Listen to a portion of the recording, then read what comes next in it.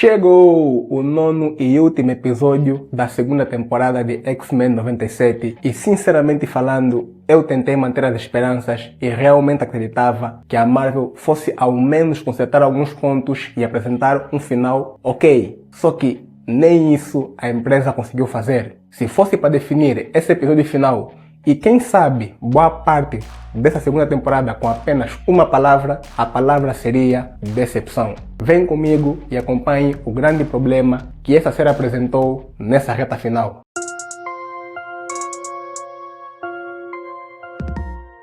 E a Ignorers, Master aqui, para falar dos X-Men, especificamente do episódio final da segunda temporada dessa série animada. E indo direto ao assunto, o final decepcionou. Por mais que esse episódio tenha nota 8 no IMDb e por mais que a segunda temporada inteira tenha uma nota de 97% de aprovação por parte da crítica e 79% de aprovação por parte do público no Rotten Tomatoes, para mim, essa temporada e esse final principalmente foram uma decepção. De bom nessa temporada foram apenas os 4 primeiros episódios. Após isso, X-Men 97 entrou em completo declínio. Eu tinha uma forte esperança que após os episódios 5, 6 e 7, a Marvel fosse recuperar as coisas e apresentar um final decente, mas eles não fizeram isso. Os episódios 8 e 9 fugiram completamente do foco da série.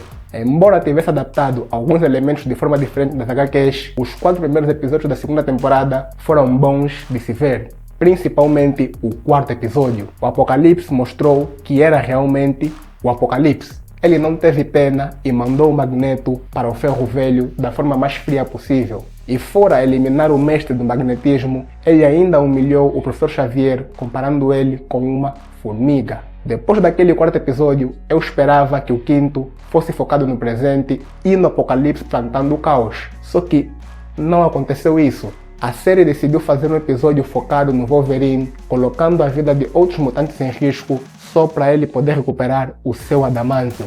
E depois desse episódio, quando eu mais uma vez esperava que a história original voltasse na semana seguinte, eis que sou surpreendido com um episódio focado na Polaris e no seu drama familiar. E quando mais uma vez eu esperava que as coisas voltassem ao normal, eis que sou mais uma vez surpreendido com o 7º episódio focado no Noturno e no Colossus. Tipo, pra quê?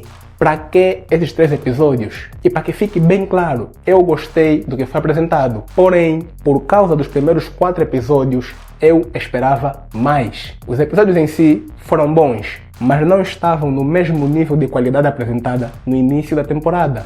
E após ter o meu hype reduzido, eu tinha esperança que tudo fosse ser consertado nos 2 episódios finais. Como? Não sei, mas tinha esperança. E adivinha o que aconteceu? Ao invés de ao menos apresentar um final ok, a Marvel seguiu por um caminho diferente. O que deveria ser X-Men contra Apocalipse virou o drama amoroso da vampira com Gambit. Sim, isso mesmo que vocês ouviram. A série começou com X-Men vs Apocalipse, reduziu o hype apresentando histórias paralelas e terminou celebrando o amor com a vampira e o Gambit. O 8º episódio focou no Gambit como vilão. E sabe qual era a sua maior motivação? Permitir que a vampira se tornasse imortal para viver ao seu lado. Só isso. O principal vilão da série, que é ou era o Apocalipse, apareceu por alguns minutos e sumiu. E aí chegamos no 9º e último episódio, que foi o puro auge da decepção. O que a série fez com o Apocalipse? O Apocalipse não é só um vilão que solta raios pelas mãos. Ele é uma força da natureza. Ele é a personificação da ideologia de que apenas os mais fortes merecem sobreviver.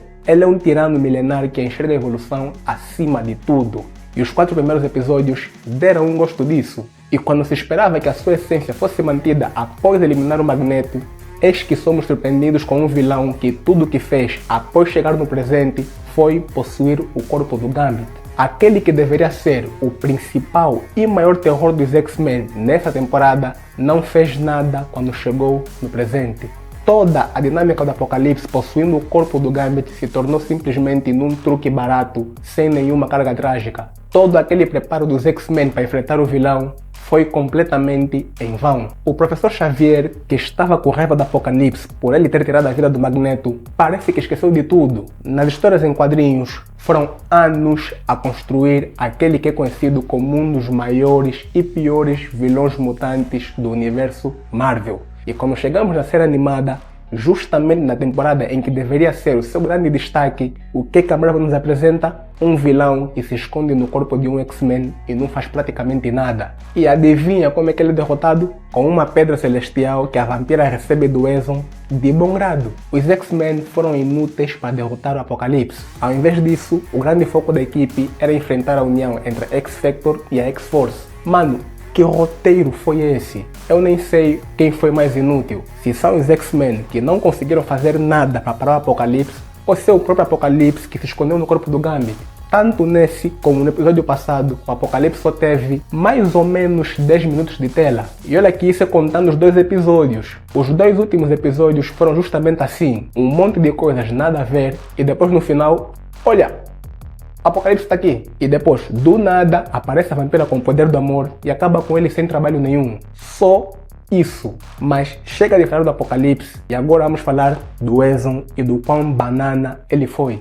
Pergunta rápida. Por que o Wesson deu poderes para o Apocalipse? Para que ele se tornasse no seu agente de evolução na Terra. Em outras palavras, para que o Apocalipse pudesse aplicar a sua ideologia de que apenas os mais fortes merecem sobreviver e assim a Terra ficasse povoada por seres superiores. O trabalho do Wesson é monitorar e analisar o progresso genético e evolutivo das civilizações, fazendo isso em vários planetas ao redor do cosmos. Em seguida, ele relata as suas descobertas de modo a contribuir para o processo de julgamento. Se o planeta for aprovado, vive.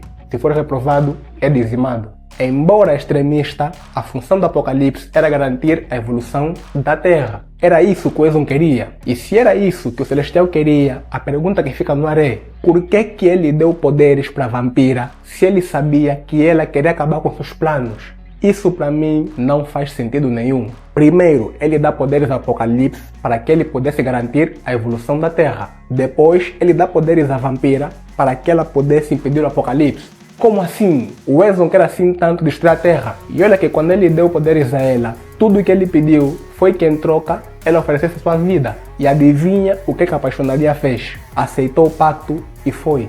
Sem esforço nenhum, a vampira derrotou o Apocalipse. E na hora de ter a sua vida retirada, adivinha?